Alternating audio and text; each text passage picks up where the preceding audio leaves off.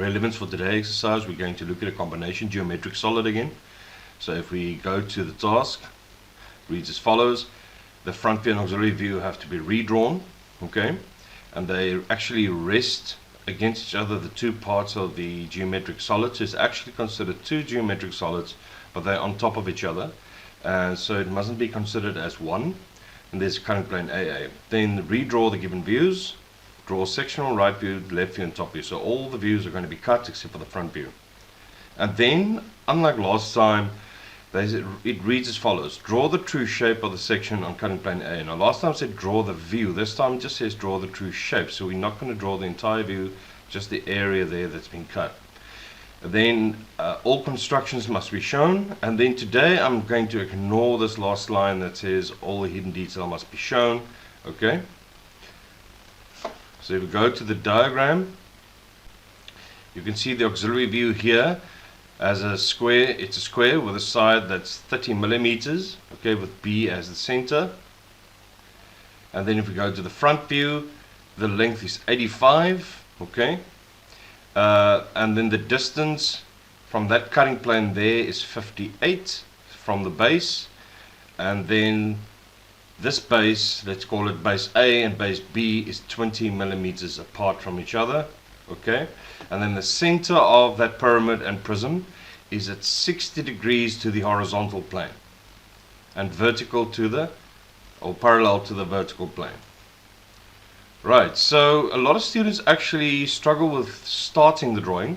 So we have our starting location point here, that's given on the page, okay.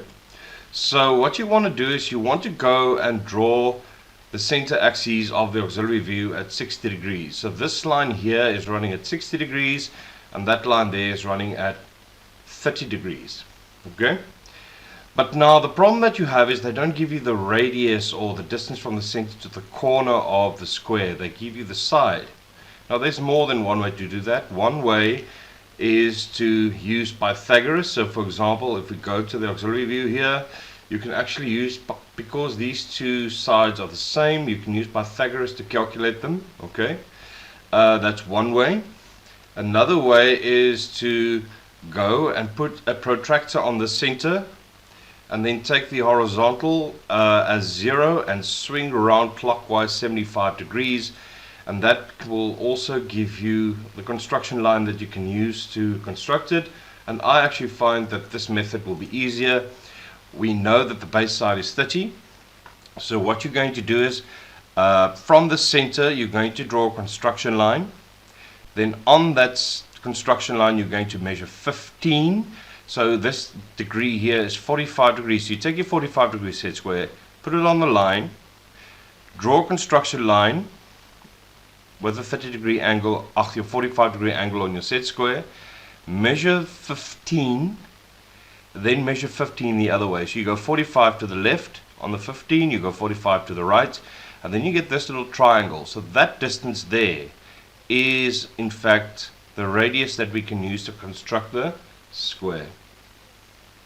So you draw a circle through that top point, and then all you have to do is to connect the points, and that will be your auxiliary view for the geometric solids.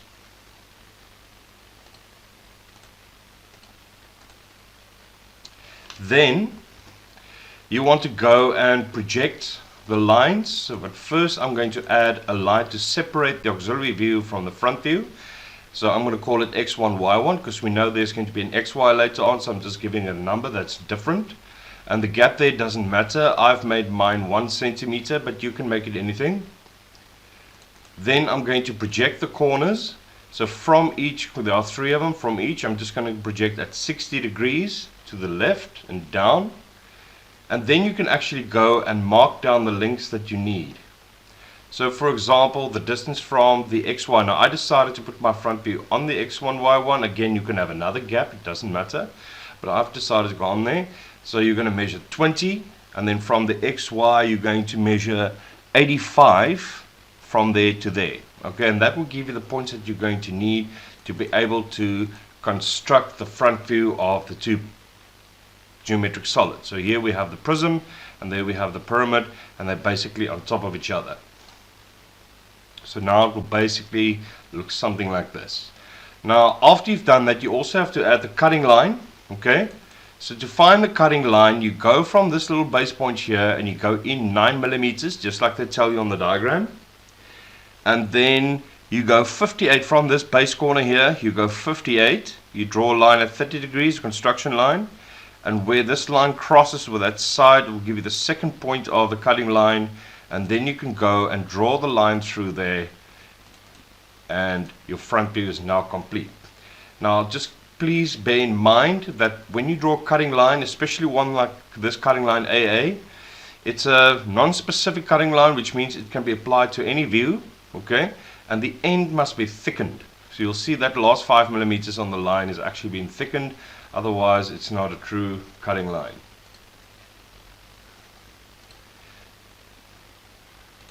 Right, so now that we have all our other information, there's our front view and auxiliary view complete. Next, we want to go and add our XY lines just to separate the views again. So for example, they say you have to draw 2 side views and top views, so the top view will be here below.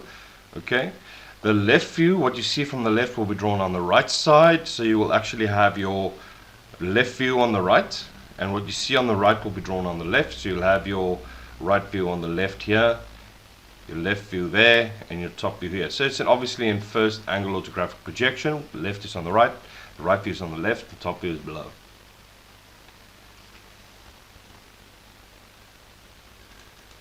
Right, and then you also want to go and number the views. The numbering is not compulsory, but it certainly helps a lot. So I'm going around anti-clockwise, so I've started here. You can number whichever way you want. 1, 2, 3, 4, and the apex I'm labeled 5. So if I go to the front view, you can see here that the points are in line. So this point 1 is both these points here in the front view. Okay. From this side you can see 4 first, and then you can see 2. So this point has a 4 and a 2 behind it, and a 4 and a 2 behind it. And then the apex all the way down, there's the apex. Okay, number 5, just 1 point. And then number 3 is again a line, so it's got 2 points. The first 0.3 and the second 0.3. So this is in fact the base of the prism, and this is the base of the pyramid, but it shares the surface with that prism. Okay. So the numbering really helpful. Now after you've done that, that's actually the key of the entire drawing. A lot of students struggle just getting that down, and once you've got that down, it gets easier from here. So I'm going to be doing the right view on the left side first. So you want to go and project from every corner. So I'm first going to draw it as a normal geometric solid before it's been cut. So I'm projecting from both 1s, both 2s, both 4s, both 3s, and 5. And you can see the lines going across. Okay. So what some students do is they actually, instead of measuring it 1 point at a time, they say, okay, if I want to draw a view here, I cannot measure from the view I projected from, so I need to go to one before that, and the only other view before that is this auxiliary view. So you measure everything from the XY line. You have to, that's the rule. So I measure from the XY line 2.1, and the XY to 2, the XY to 4, the XY to 5, the XY to 3, and so on. Okay. Another way to remember that, if I'm drawing a view here of the object, then the froggy will jump twice. So the froggy jumps once, the froggy jumps twice. That's the view I'm going to measure everything from. Okay, and every view you're going to draw, you're going to measure everything from here. Okay, from this auxiliary view. That's why it's there.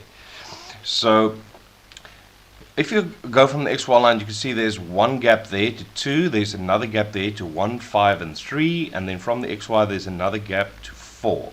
So a lot of students just take those 3 distances and they go to your view, and remember you measure from the XY line and you plot from the XY line. So from this line I've got 1, 2, 3, the same distances that I measured from here. Okay, and I just draw the lines down. I've projected the lines across, and that gives me this little grid, and normally now you have an idea of at least where the points will be.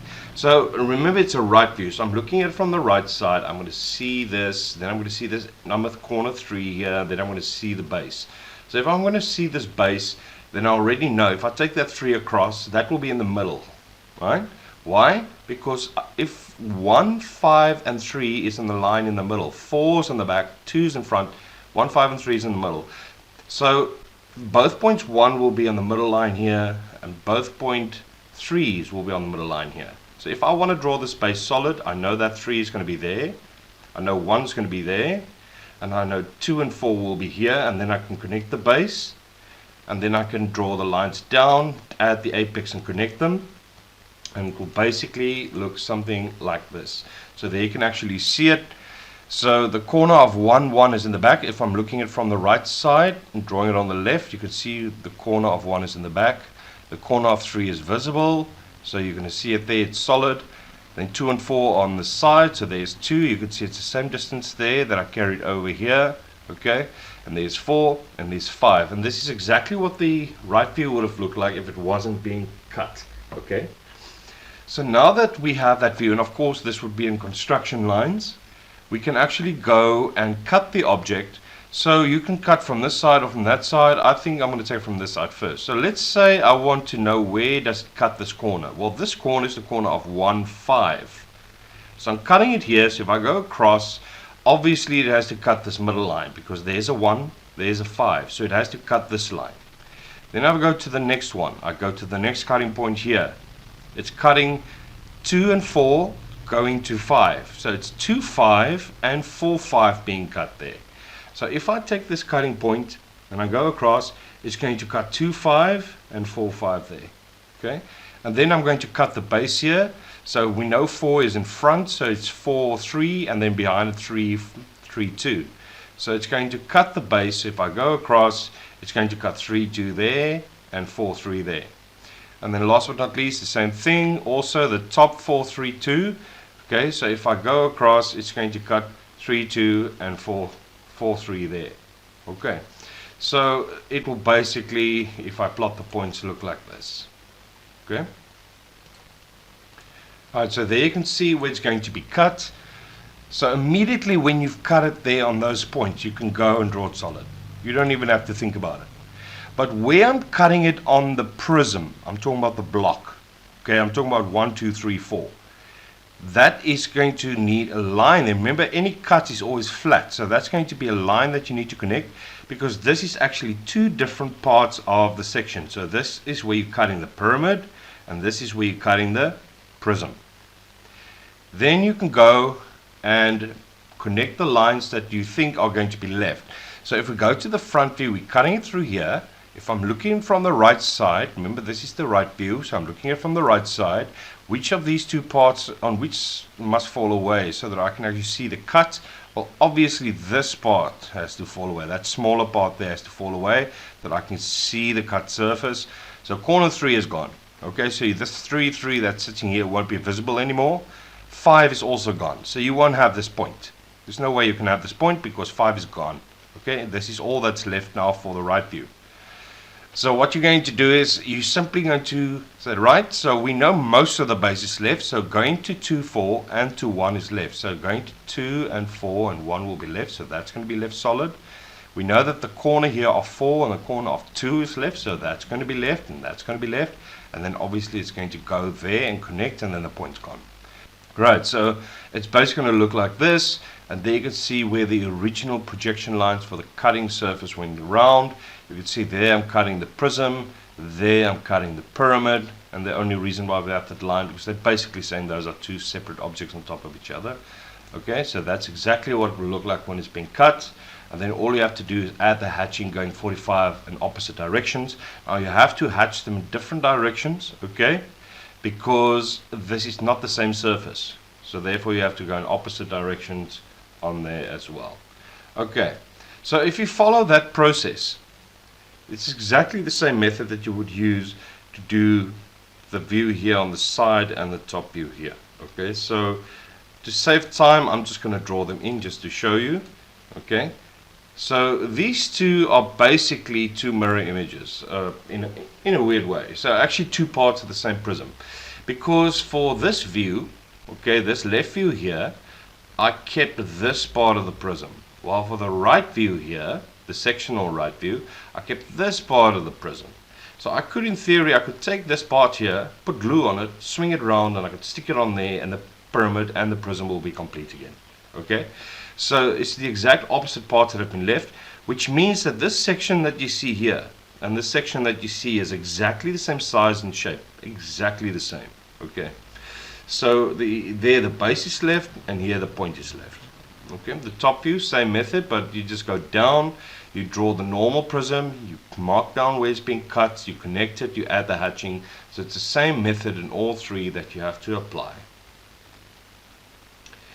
Right, then if you go back to the task, they're saying draw the true shape. Now note, if it read draw the view, or draw an auxiliary view, or draw another view showing the true shape, then you would have drawn the entire view, but they're only saying the true shape.